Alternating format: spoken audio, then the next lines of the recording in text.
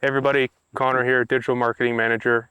We're in beautiful East Tennessee on a beautiful afternoon, and we're talking to the one and only Jerry. And I'm just going to ask him some questions. I'm not the expert here. I'm just prompting the discussion. That's all I'm doing. I'm not going to do a lot of talking, hopefully, and I'll have Jerry do all the talking here because he's the one that you want to hear from. So, hi, how you doing? I'm good. I can't complain. It's been a good year. Good year. Yeah, just really wanted to chat about what you've been up to. We talked last in January. Yep. And since then, you've been up to a bunch of stuff. So I guess the most pressing thing is your new world records. Right. Yeah. Did the world record plate rack. Turned out really good. Beat the pistol record on the first set, and then set a revolver record on the second set, which was faster than the first one. So it worked out pretty cool. Yeah. So two records on that one. Yep. First one was pistol, and then you set a brand new record for a new category, revolver. Yeah, revolver. And for the people who haven't seen, what was it exactly? Well, it was 7 yards. It had a regulation plate rack, 8-inch target, 6 of them on a rack, 7 yards away. Surrender position. You only get 3 tries at it. So you draw and shoot 6 targets down in 1.88 seconds. So that was a revolver one, right? That's the revolver record. Yeah, 1.88. So. Blazing fast. It was good. Not bad for an old man. It's the best in the world, I guess. Well, so far. We'll see how that holds up. Records are meant to be broken. Yeah. But that's why you post them, give everybody something to shoot for. Mm-hmm. So tell me about your being after the record. Right after you shot the record, what'd you do? Where was your mental state?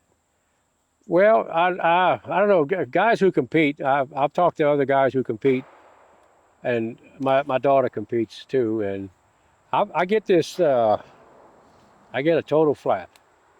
You know, if I won a big competition or a world championship or whatever, national, or do a record like that, for a few days you just don't do anything. You're just flat. I don't know where and what that entails, mentally or physically, but it's like I don't want to do anything. I want to do nothing.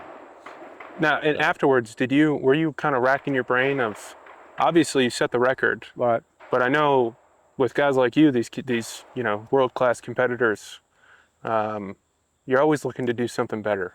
Looking at the tape of the record, I wanted to shoot a 175. I shot a 188. So my first shot was a little bit off because I was a little cautious on it because you don't give it 3 runs. So I had a 188. I can live with that. So, but you always go back, even if you win a championship, you land in bed and you're kind of going through every stage of fire. You go, man, target number 3, blah. So you get this feedback constantly from what you're trying to achieve, and it's just fun of competing. Yeah, that's interesting to hear. Your mind kind of never stops about it. You're always thinking about something you can do better or improve on. If you truly enjoy doing something, there's no end to it. Mm-hmm. And speed shooting has no perfect score. Bullseye shooting or whatever, anything with a scoring ring on it, with a time fire, has a perfect score. Action shooting, you did really good. You can always do a little bit better. Yeah. So. Any new world records that you're thinking about taking here at all? I had a flash in my 3-cell brain about doing a bill drill record with a pistol. Okay. They got some guys. 2 in the body, 1 in the head? No, it's a 6 in the middle. Just 6 in the middle? Yep. The guys were doing it in like a 113 or something. Is that from surrender? Hands by your side. I'd get behind the new Jerry Miculek world record. That's exciting. So I don't know. I'll see. That's fast.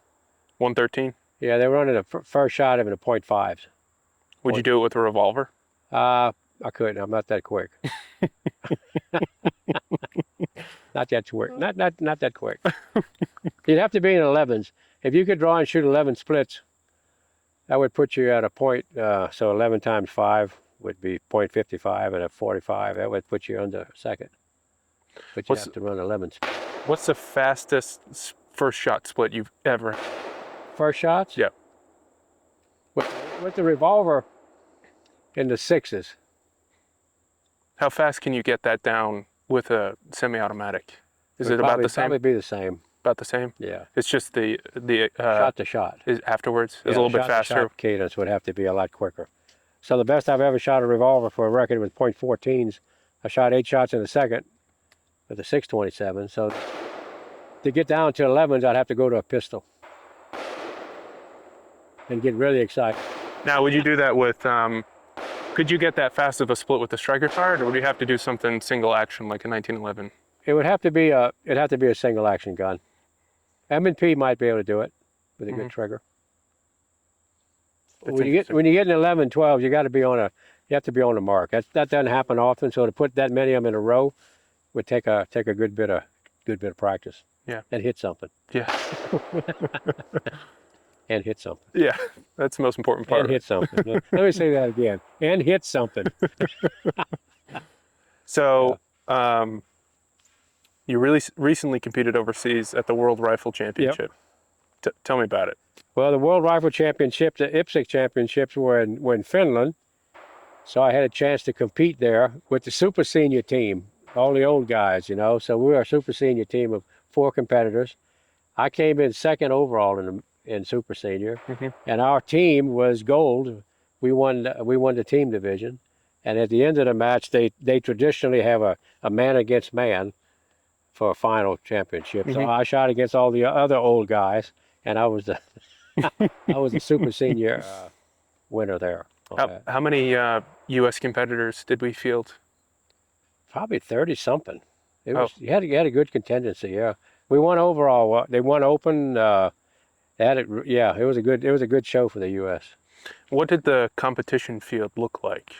Was it really good competition? Was there any specific country that had a really strong team besides Well, going the U.S.? into the world, Finland had won the championship the last 2 world shoots.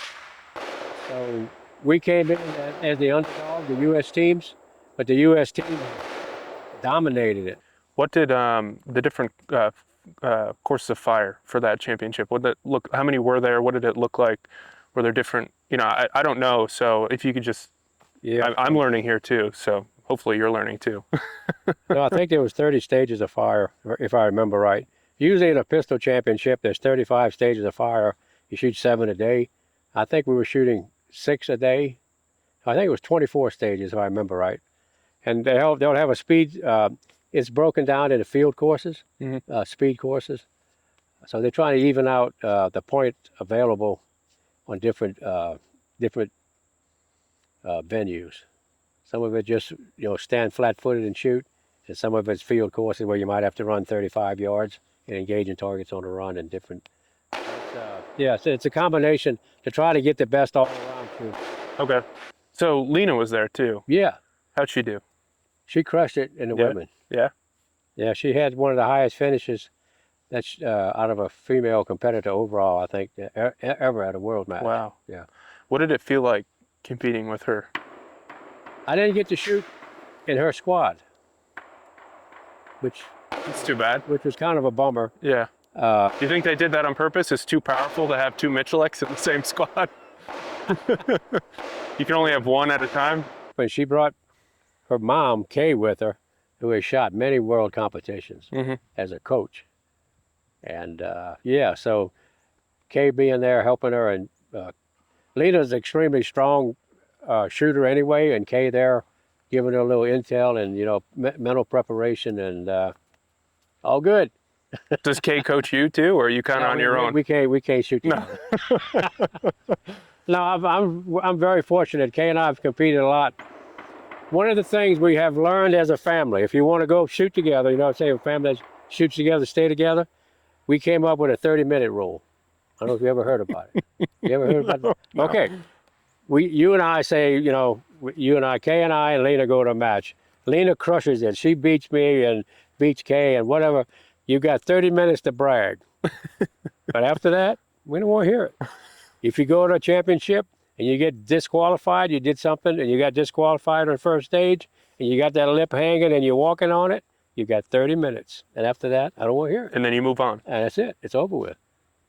I think I'm going to take that thinking and that's how you stay for the rest of my life. That's how you stay as a family. You got 30 minutes to brag, you got 30 minutes to pout, and after that, nobody wants to hear it. Just get away from me with that. It's gone. It's over. Go to the next thing.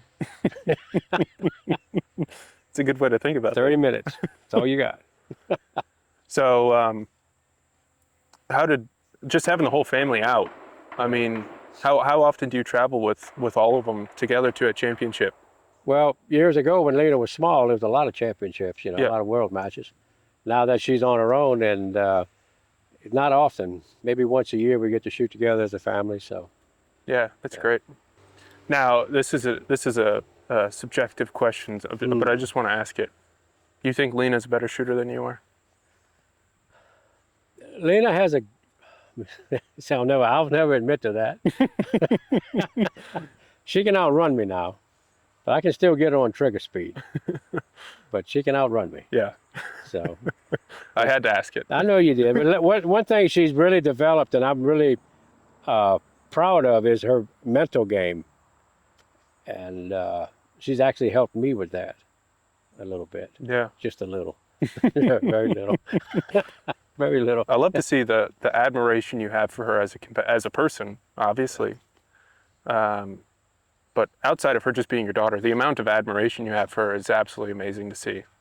And She's earned her mark. yeah, I remember when she was young, she shot one of her first championships and she won, and she came back and she was just, but she held it together to the point to where she finished and won it.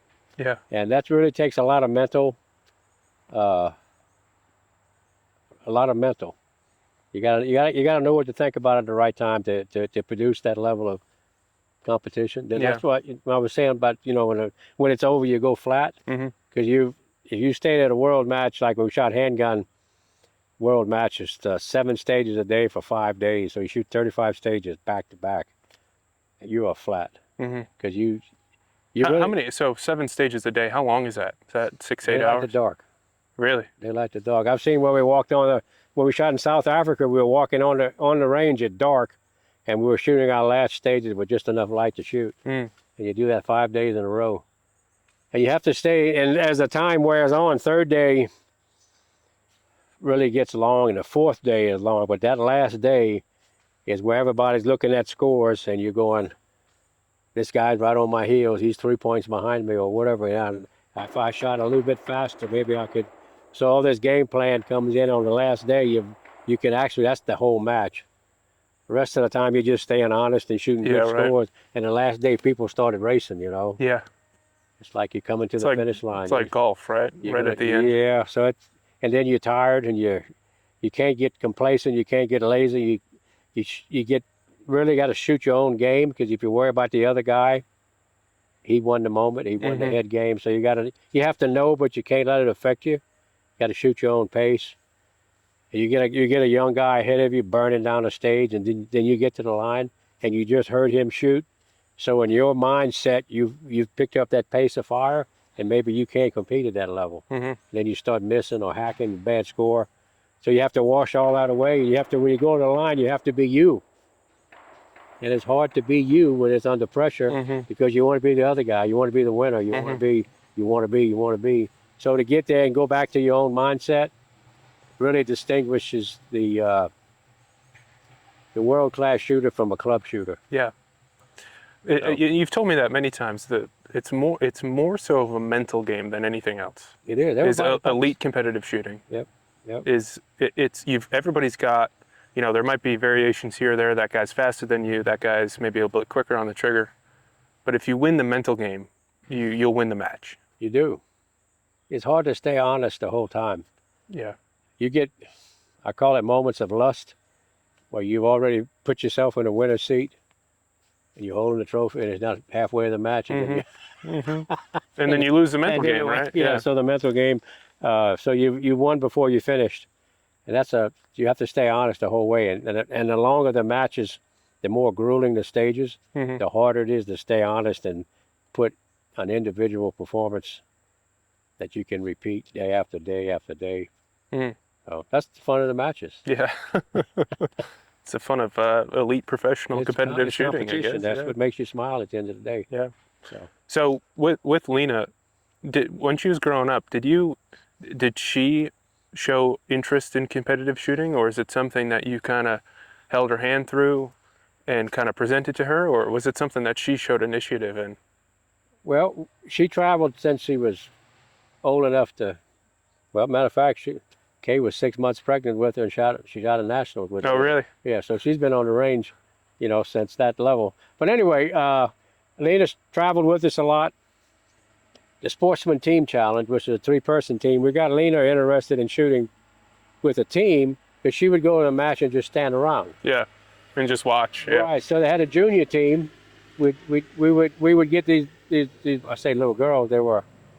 I think she started 8 or 9 years old. They had a three-person all-girl team. Yeah. So she could go to the match and compete. She'd show up and shoot with her friends. We never made her do anything. And then as she got older, she was really doing good with the shooting. Our first round of skeet, one of the Smith & Wesson salesmen, a fella by the name of Ken Sedlecki, is in the Skeet Hall of Fame. Mhm. He and his wife both. He shot for the Navy when he was in the service as a skeet shooter. But anyway, we had a skeet field, a regulation skeet field. He took Lena out. She shot an 18 out of 25 the first time she ever shot it. So that impressed Ken. Yeah. Ken came back and said, "How long she's been shooting skeet?" And I said, It's her first time. That's number one.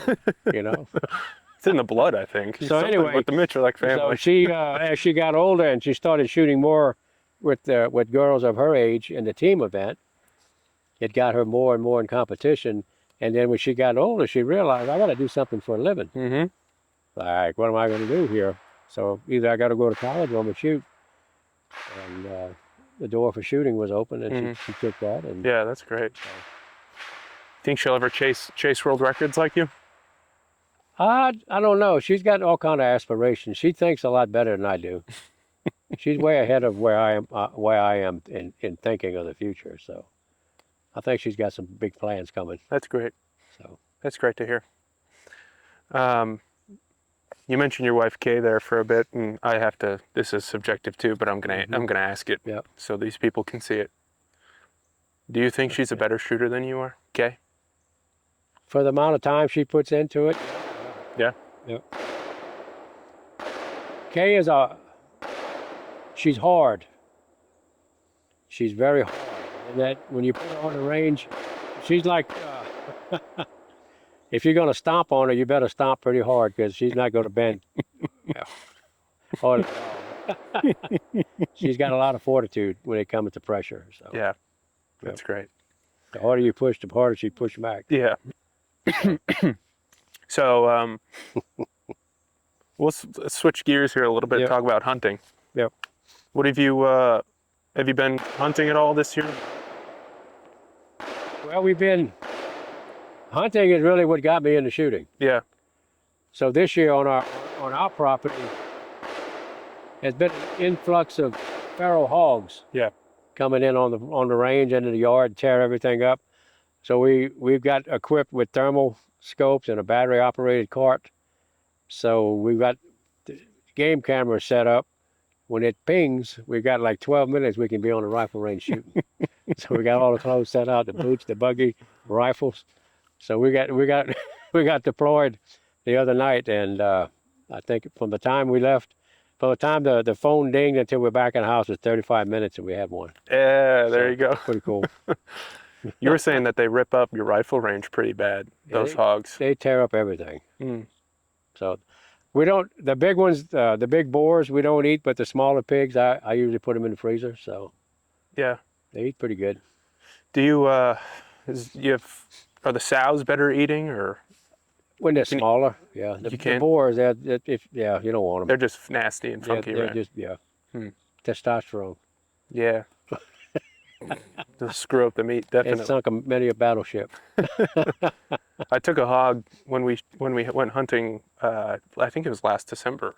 Yep. Here in Tennessee, Middle Tennessee, we went hunting. I shot a sow. Actually, you helped me with it. Maybe Justin can roll over the film here, but I clipped it in its leg earlier in the day. Shot low. It must have been that first shot. I think maybe 100 yards, which is right at the cusp of 44 mag. We're shooting the lever guns. Right at the cusp of 44 mag, and I shot low and hit its front leg, and then ran off. We couldn't see it, and then we hunted for the rest of the day. And right when it turned dusk, right as night was turning, We got it. We saw it in the middle of the field and ran up on it and got it. And I had that one butchered too. It was really good eating. I mean, for such a big, it was a sow, but for such a big pig, it was really, really good. What's amazing is how much fat they can put on with nothing but forage. Yeah. Well, whatever they can find, and they'll have fat on their backs, you know, Mm-hmm. half-inch thick. So they know how to make a living in the wild. Yeah, they're like tanks, those things. They are. Yeah. You have anything planned for the rest of the year? Any hunts? Well, we're gonna do some more thermal hunting. Mm-hmm. We shot prairie dogs this year, and we're gonna go do some more thermal hunting and some deer hunting this year. We're gonna shoot more handgun on deer. Revolvers? Yep. 460? Probably 44s. Oh, really? Okay. Yeah, 357s. Do you load real heavy bullets in those to get No, deer? 220s. Yeah. Deer. It'll take a deer down? Oh yeah. Hmm. Oh yeah. Works really good. Yeah. Huh. Well, I know we're going a little bit later this year down for a deer hunt, so that should be pretty exciting. What's your like perfect hunt? If you know any animal anywhere in the world, where would you choose and what would it be? Well, when I started hunting, duck hunting, Mm-hmm. I don't know if there's anything as much fun as duck hunting, because you're always in it. You're always in the moment. Mm-hmm. I got real lucky that as a kid, we had good swamp not a couple of miles from the house, and duck hunting was spectacular. I didn't realize how good it was until it disappeared. It was one of those things. It's usually the case. Huh? You know, we could, you know, back then a limit was 10 birds. It was on a point system. Mm-hmm. So if you picked and choose, you could have 10 birds, and yeah, it was beautiful. Man, we could fish. We'd go back there with a rod and reel and catch bass and shoot ducks. And probably one of the most fond memories of hunting is I left in my little pirogue at daybreak, shot 10 ducks, shot a spike deer, and caught a limit of bass. That's a good day. It was just like, this is paradise, man. I mean, it was 1 o'clock. I came back home. We had a boatload of stuff. Yeah. It was fun, man. Finish the day up with a beer and you're good to go. That was a lot of fun. Man. Back in the 70s, they had a lot of birds in there, so you could pick and choose your birds pretty much like you wanted. Yeah. Like I said, it was so good. We didn't realize what we had. Yeah. So. Until it was gone, right? Until it was gone. Yeah. There's hardly a bird left in South Louisiana. Really? Yeah. They've just been hunted into the ground. No, they shortstop them. Oh, really? Yep. Hmm. The flyway pattern has totally changed. There's hardly a bird. Yep. It's too bad. Mother Nature changes. Yeah, I guess so. Where do they fly now? Well, the flyway is the same, but they stop them up north. Oh, really? Yeah, all these management areas and private property that are set up just to hold birds. Mm-hmm. They won't leave there. There's no reason to leave. And I think also I hate to say climate change, but the bird pattern. When I was a kid, around November, if you saw robins in the cane field, you know ducks were in. Mm-hmm. Cherry birds. Mm-hmm. You hardly see robins anymore. Mm. You hardly see cherry birds coming to Louisiana anymore like they used to when I was a kid. So I think that the songbird migration is changing also. And I don't know if the overall population is less or they moved to a different flyway, but we don't see the birds like we did when we were kids. All right, well, I think that's all I got. You picked me pretty clean. Yeah. I got nothing left. Well, it's always a pleasure talking to you, Jerry. Same here. I appreciate it. And we'll catch you next time.